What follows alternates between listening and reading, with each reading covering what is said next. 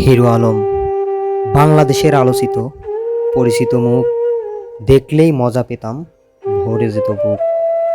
আনন্দ দেবার কারিগর হিরো আলম ভাই, মানুষকে হাসাতে তার জুড়ি নাই। হঠাৎ তার ভিডিও দেখে কষ্ট পেলাম খুব। এই মানুষকে মারতে কাঁপল না তাদের বুক।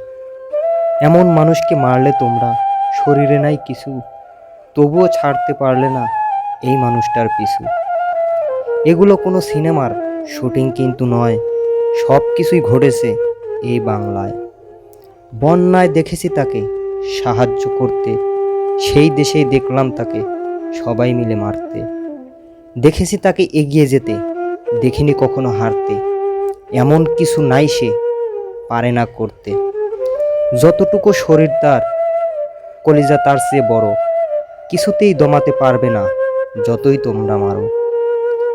হিরো আলম কারো কাছে করেনি মাথা নত, কষ্ট যন্ত্রণা সহ্য করে চলছে বীরের মতো।